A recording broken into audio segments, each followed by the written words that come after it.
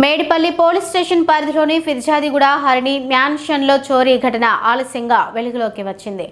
రామిని నాగరాజు తన కుటుంబ సభ్యులతో కలిసి ఈ నెల 4వ తేదీన ఇంటికి తాళం వేసి కాశీ యాత్రకు వెళ్లారు. ఇంటి తాళాలు పగలగొట్టి ఉండటాన్ని గమనించిన పొరుగువారు వెంటనే నాగరాజుకు సమాచారం అందించారు.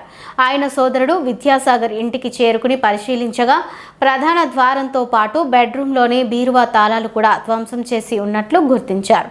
బీరువాలో ఉన్న సుమారు 40 తులాల వెండి వస్తువులు, 20,000 నగదు, అలాగే 600 అమెరికన్ డాలర్లు గుర్తు తెలియని వ్యక్తులు అపహరించినట్లు వెల్లడైంది.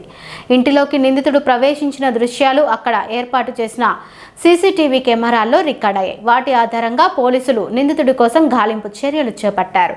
విద్యాసాగర్ ఫిర్యాదు మేరకు కేసు నమోదు చేసిన మేడిపల్లి పోలీసులు క్లూస్ టీమ్ సాంకేతిక ఆధారాలతో దర్యాప్తు వేగవంతం చేశారు.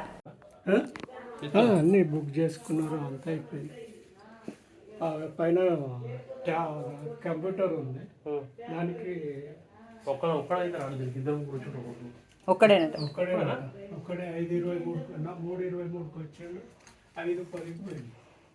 5:10 వీళ్ళు డౌట్ వచ్చి ఏదో అని చూసేవారికి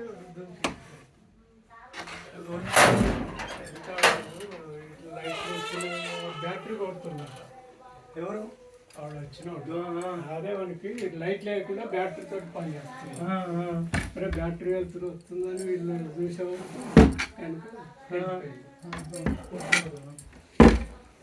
వాడు అట్లకే దుంకి వెళ్ళిపోయాడు.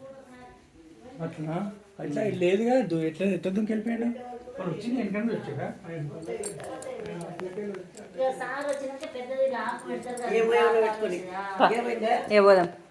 ఎవరో వాళ్ళు